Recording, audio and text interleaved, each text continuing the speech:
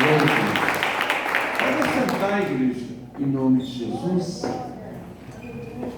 Graças a Deus por nós estarmos aqui nesta manhã, louvando a Deus, né, por tudo aquilo que Deus faz, por tudo aquilo que o Senhor nos dá oportunidade, né? E quero, nesta manhã, poder falar sobre a alegria do justo. E uma pergunta, né, que a gente vai, talvez você possa estar aí dentro do seu coração para ser, mas quando é que acontece, né, a alegria do justo? E aí eu quero trazer um relato sobre a palavra de Deus que está lá no livro de Neemias.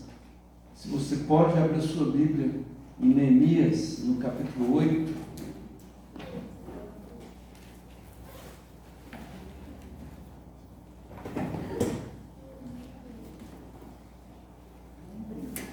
Acharam aí? Neemias, capítulo 8, verso 10.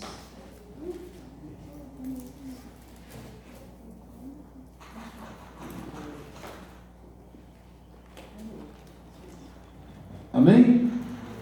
A Bíblia diz assim: e disse-lhe mais: ide, comei a gordura e bebei as doçuras, e enviai por porções aos que não têm nada preparado para si, porque esse dia é consagrado ao nosso Senhor. Portanto, não vos entristeçais, porque a alegria do Senhor é a nossa força. Amém? Feche a sua Bíblia, vamos orar ao nosso Deus. Senhor, nosso Deus e nosso Pai, peço ao Senhor Deus que o Senhor possa falar conosco nesta manhã, no nome de Jesus. Amém. Bom, quando nós vemos esse relato aqui de Neemias, e muitas das vezes a gente pega muito o versículo isolado, né? E a alegria do Senhor é a nossa força, né? Não é isso que sempre a gente vê? Realmente é uma coisa muito interessante sobre a questão da alegria. É tão bom você sorrir, é tão bom você viver uma vida alegre, né? Mas talvez você possa estar como pastor nos dias de hoje. Mas aí você volta aqui e você vai entender por que Neemias fala essa questão. Veja bem, irmãos, no cativeiro, quando eles foram cativos na Babilônia, e nós vimos que Neemias, ele volta a Jerusalém, já quando havia eles já soltos, né? E ele volta lá para reerguer os muros de Jerusalém. E como aquele povo estava ali vivendo, né, dias difíceis, né, que uma reconstrução não é fácil. E Neemias, ele conseguiu um progresso muito grande sobre aquilo que ele estava determinado, que ele estava envolvido. E aí entra o segundo personagem, que depois você pode ler todo o capítulo, entra lá o sacerdote Esdras. E eles, nesse dia, que é o dia santo, é o dia consagrado ao Senhor, eles reúnem todo o povo e coloca ali o povo numa praça, e ele vai fazer o que? Ele vai ler a lei de Deus. E quando ele vai ler a lei de Deus, o que isso chama atenção? E talvez quando você fala na lei de Deus, a primeira coisa que você vai lembrar nos 10 mandamentos, não é isso? Sempre. Mas só que o que aconteceu com o povo? O povo, naquela travessia, e talvez eles possam ter, nesse momento, fazer uma reflexão de tudo aquilo que eles passaram. Porque, veja bem, por que eles foram cativos? Por causa da rebeldia por causa da murmuração e por causa da desobediência ao propósito de Deus. Eles foram cativos pelos babilônios. E aí agora, Esdras reúne o povo e eles vão relatar, ele vai relatar a palavra de Deus, a lei de Deus. E aí eles começam a refletir sobre os pecados, sobre o erro, sobre toda a consequência que eles passaram. Por tudo aquilo que ele passou. É como se aquilo ali viesse um choque, né, dentro de si. Poxa, eu errei. Porque quando você vai lá para os 10 mandamentos, você não pode roubar. Hoje, nos dias de hoje, é que o povo perdeu as estribeiras, né? Mas o mandamento diz que não é para você roubar.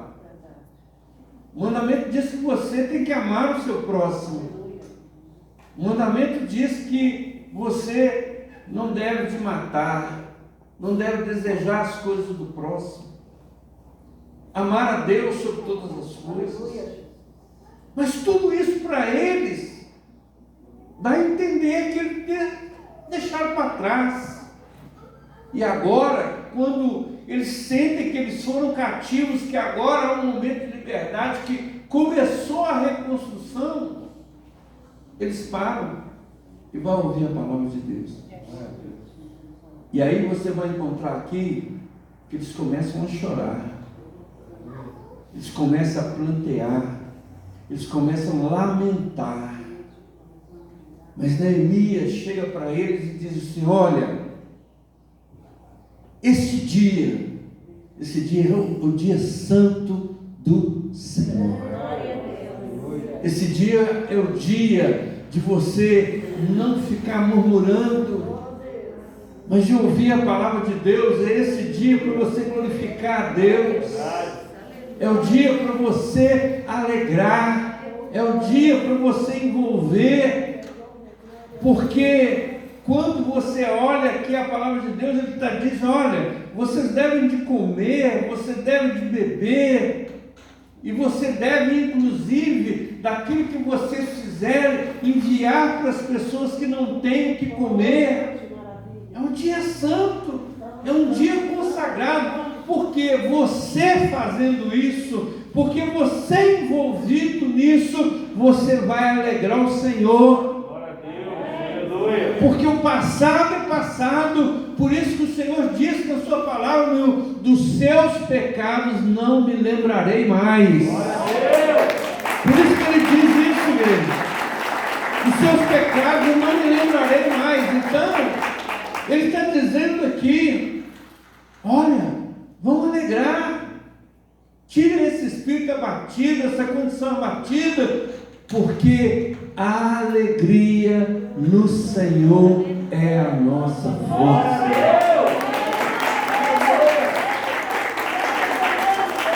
Então,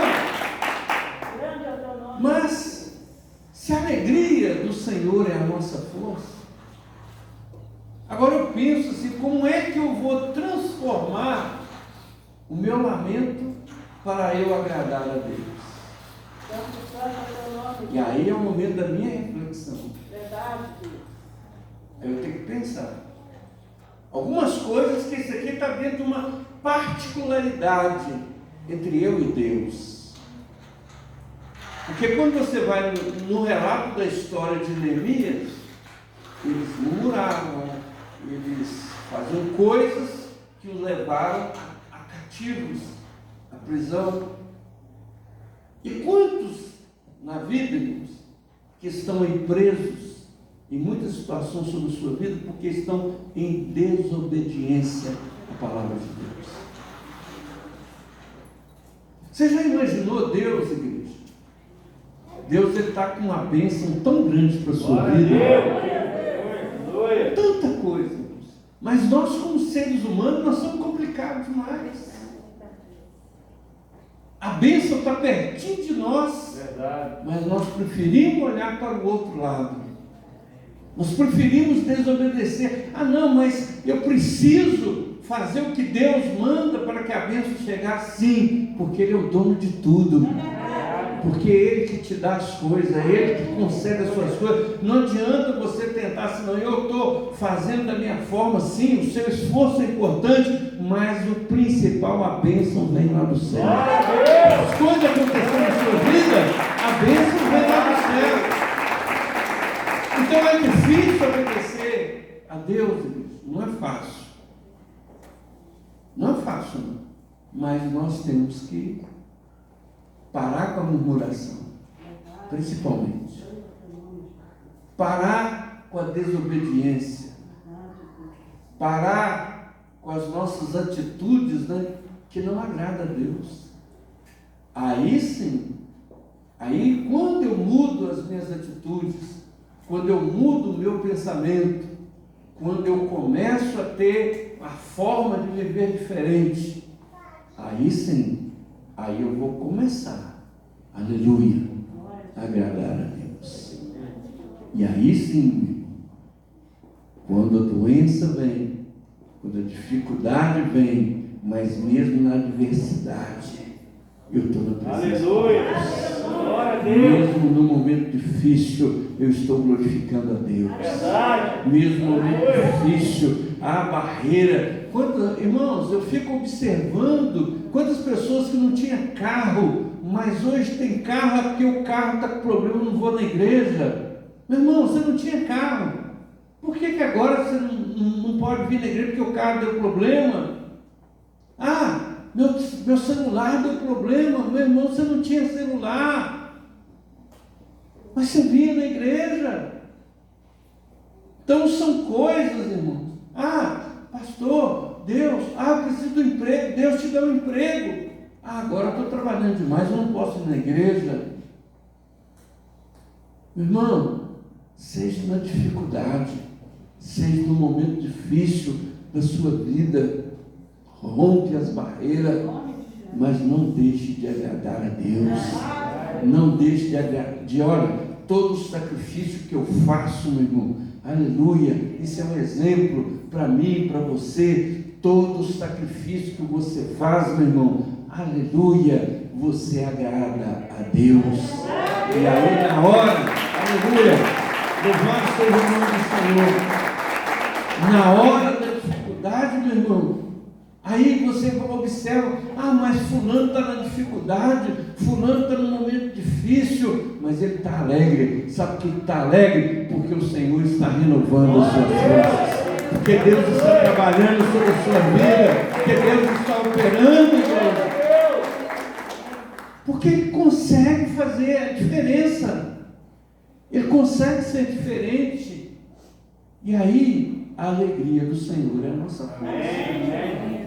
Então, nós vamos ainda entender que o nosso Deus está trabalhando na nossa adversidade. Nós não podemos, em momento algum, e aí eu vou para o salmista, né? No capítulo 30, que é outro fato também interessante você ler. No Salmo 30, no verso 1, ele começa dizendo assim: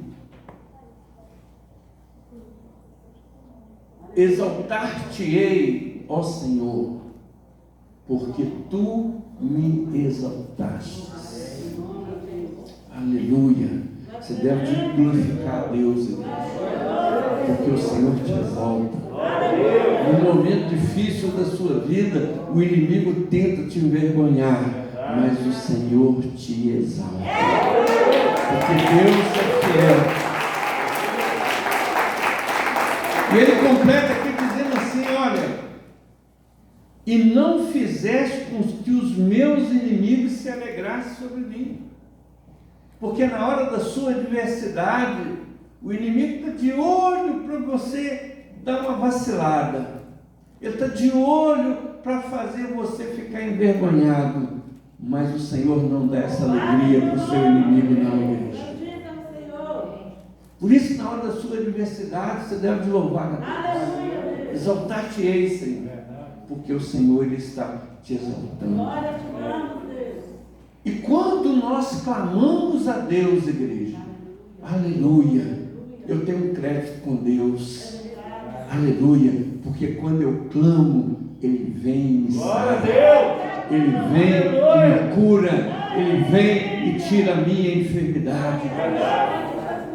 E Ele vai dizendo aqui ainda: o Senhor fizesse subir a minha alma da sepultura, conservasse a minha vida para que não descesse no abismo, irmão. Eu me lembro aqui de uma passagem importante na nossa vida. Não é a passagem da Bíblia, é a nossa vida. Que talvez você possa estar passando um filme aí sobre a sua cabeça. Quem você era antes? Você estava à beira de uma sepultura. Você estava pronto para morrer. Mas o Senhor Jesus Cristo foi lá, te resgatou e te colocou você numa condição de vida diferente, que hoje, aleluia, você tem a vida eterna. O Senhor tirou você da sepultura e não deixou você ir para o abismo, não deixou você afundar. E na adversidade, meu irmão, cantai ao Senhor, igreja. Glorifica a Deus, exalte a Ele. Vós que sois santos, celebrai a memória da santidade de Deus, porque a ira dura só um momento, igreja. Por que, igreja? Você vai entendendo que Deus está ao favor da sua vida. Oh, aleluia. O choro pode durar uma noite, mas a alegria vem pela manhã, igreja. Do lado da adversidade, Deus está trabalhando sobre a sua vida. Verdade, Deus, aleluia. Deus está agindo, Deus está operando sobre a sua vida. Por que não alegrar, igreja? Por que não celebrar? Por que não bendizer o Senhor, igreja? Por quê? Porque o Senhor está trabalhando. Amém. Senhor, Deus, aleluia. No momento da minha adversidade, o inimigo está todo investindo para prejudicar a minha vida. Mas o Senhor não dá alegria para ele, igreja. O inimigo não pode te tocar. Você é selado. Você tem o selo da promessa sobre a sua vida. E aí, igreja, o Salmo 97, ele diz o seguinte: a luz se semeia para o justo, alegria para os retos de coração. Alegrai-vos, ó justos, no Senhor dai louvores à memória da sua santidade. Justo, alegrem, esteja se alegrando. Porque quando nós lemos essa palavra, igreja, hoje é um dia santo. Oh, aleluia. Hoje é um dia que talvez você pense assim: quando eu digo um dia santo, irmãos, é um dia que você decide sobre a sua vida. Porque para mim todos os dias são separados. Porque eu começo a fazer uma reflexão sobre quem sou. Lembra-se quando lá no início eu disse que nós deitamos, o Senhor nos sustentou à noite. Hoje nós estamos acordados. O Senhor vai sustentar. O Senhor, Ele vai cuidar da sua vida. Não só no dia de hoje, mas sempre Deus vai estar do seu lado. Porque Ele diz: eis que estou do seu lado até a consumação do século. Deus está presente. Por isso é um dia santo. E aí eu olho para o dia de hoje. Que o dia de hoje, eu posso assim dizer que quando o Neemias diz: vai se alegrar. Hoje é o dia para você reunir com a sua família. É o dia para você estar junto com o seu povo. está ali envolvido, se alegrando. Deixe os problemas para uma outra hora. Dedique esse dia de hoje para você alegrar, para você estar celebrando, para você estar envolvido na sua família. Evite as discórdias, evite as murmurações, as conversinhas dentro do seu lar. Hoje é o dia de você celebrar com a sua família. Mas aí aquele dia que passar, porque daqui a pouco você vai para a sua casa, vai preparar o seu almoço, vai preparar as suas coisas, mas quando chegar lá de tardinha, é a hora de você começar, aleluia, se preparar para vir para a casa de Deus. E aí o salmista também vai dizer para mim e para você: eu me alegrei quando me disseram, vamos à casa do Senhor, igreja. Aleluia! Hoje é dia de alegrar, mas eu quero ir para a casa de Deus. Não é aquela velha conversa que eu vou dizer assim, mas hoje eu tenho que... Não, hoje é domingo, hoje é o dia santo. Não é que só é no domingo, como eu disse, é todos os dias, mas hoje é um dia que o Senhor separou para nós estarmos na casa de Deus. Então eu estou me alegrando, porque eu vou para a casa de Deus. Agora, quando você chegar no culto, aí eu vou olhar Paulo falando para os romanos. E ele vai dizer assim: rogo-vos, pois, irmãos, pela compaixão de Deus, que apresentei os vossos corpos em sacrifício vivo, santo e agradável a Deus, que é o vosso culto racional. Oh, aleluia! Eu cheguei na casa de Deus. Talvez você chegou daquele jeito, foi o seu sacrifício. Eu abandonei lá o meu momento, o meu conforto dentro da minha casa, mas eu vou para a casa de Deus. E eu chego dentro da casa de Deus, aleluia, e eu vou celebrar, eu vou adorar, eu vou glorificar, eu vou exaltar, porque é o meu culto que eu nesse dia estou prestando ao meu Deus, igreja. Alegrai-vos. Essa é a alegria do justo.